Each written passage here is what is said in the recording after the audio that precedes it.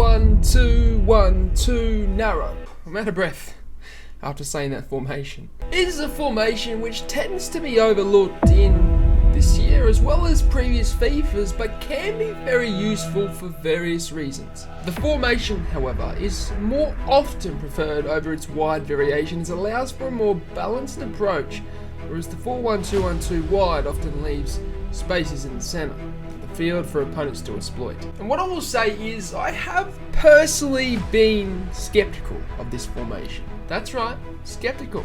For reasons including that I've always advocated for wide formations because it allows us to not only attack central but also attack on the width. Essentially, balanced formations are formations that I've always advocated for. And with the 4-1-2-1-2 narrow, obviously it naturally lacks that width so that you can use the wing when it is necessary. However, I've gone ahead and I've developed custom tactics that allow us to utilize the width but also the center of the park in FIFA 23. This is exactly why the 4-1-2-1-2 narrow is a formation which I've recently been using and in my opinion is one of the most meta formations if you follow the custom tactics and instructions that I'm about to outlay for you. Moving into the custom tactics. Now they are relatively simple but they take into account what I've said in previous tutorials. It's the actual instructions that are super important for the tactics and then basically the formation that I'm about to outlay for you on the 4-1-2-1-2 narrow.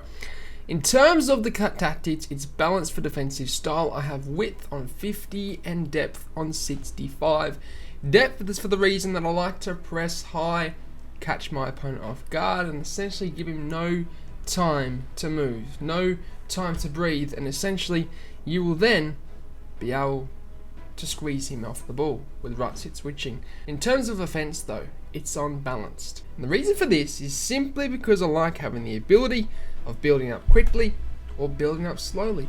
I don't want to have something predetermining that for me because you need to change in-game situations and you need to control the tempo of the game, not the tactics and not your opponent, more importantly. In terms of chance creation though, as I've iterated in previous tutorials, through balls are relatively helpful, and when it comes to forward runs, they are super useful when it comes to getting forward and essentially attempting to get some through balls in behind and give yourself attacking options. I've iterated why forward runs are super useful. You guys can check that out in the previous video. In terms of width though, it's on 55. It's a little bit wider. Again, this is important because I'm adding a bit more width to this formation as it is naturally narrow. It is designed for central play, but with these tactics, it's going to also be designed for wing play, which is super important. You could have this around 60 if you wanted to. I've got it on 55 though, and I'll tell you why in just a moment. Players in the bots are on 7. I have 3 and 3 for free kits and for corners. Now, in terms of the instructions, it's going to set up as a 4-3-3 defensively, but your midfielders are narrower. They're tighter together and they're staying back. I do like it for this reason. In terms of the attack though, you're overloading the attack and you're playing with almost like a 2-3-5 because your wing bats are going to be getting forward. That's where the width comes in. And the attacking build-up, as I've iterated in previous videos as well, the importance of build-up and knowing what formation your build-up requires. In terms of the build-up, you're using the midfield because you have so many passing options central to build up. You then take it out wide as you get down towards the 18-yard box, and this allows you to then drag defenders out towards the wing. That's so important. I've iterated before again in a previous tutorial how important it is to drag the defense out, because then you open up gaps and space in the middle, and you'll find once those wing bats get forward, you'll have passing options out wide, drag the defense out, and then look for those central passes where the gaps and spaces have opened up. Mbappe and Akocheron get in behind. I want my 2 strikers making those runs in behind and giving myself options.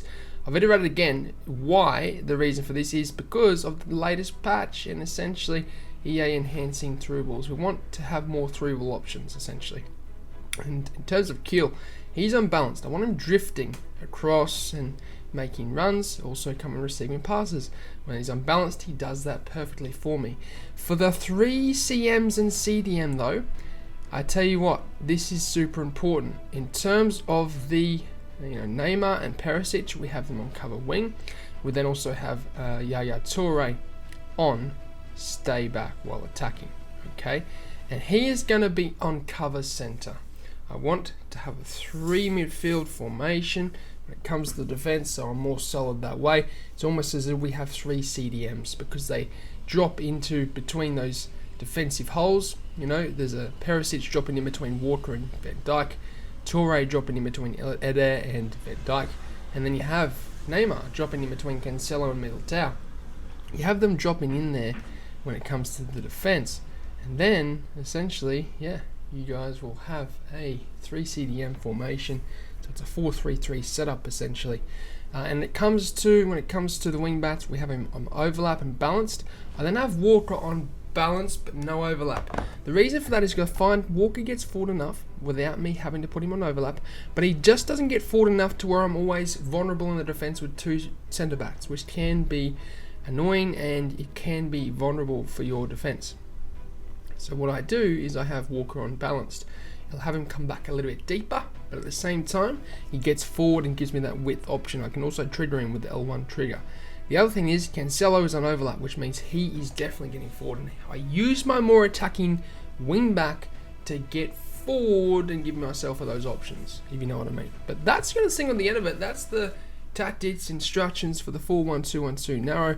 Super useful this year in FIFA 23, as I've been recently using it in the weekend league, and I'm enjoying it. So I hope you guys do as well.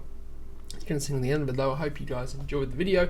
I'm coaching one-on-one on patreon.com. If you want to be part of that, link is down below. And of course, check out the No Money Spent Road to an Event series on the channel. The series where I show you the ins and outs of what it takes to make an esport event. But as always, I hope you have a good day. I'm out. Sign up. Au revoir. Adios. Salam. Ciao. Thanks for watching. If you enjoyed the video, then I'd really appreciate it if you hit the subscribe button. And lastly, if you do want any pre-gaming fuel or supplement, then head over to atpscience.com, which is the first link in the description, and use the code AussieFIFA at checkout to get yourself a discount. Not only is it the cheapest way to get supplements, but it helps me out a ton, guys, so thank you.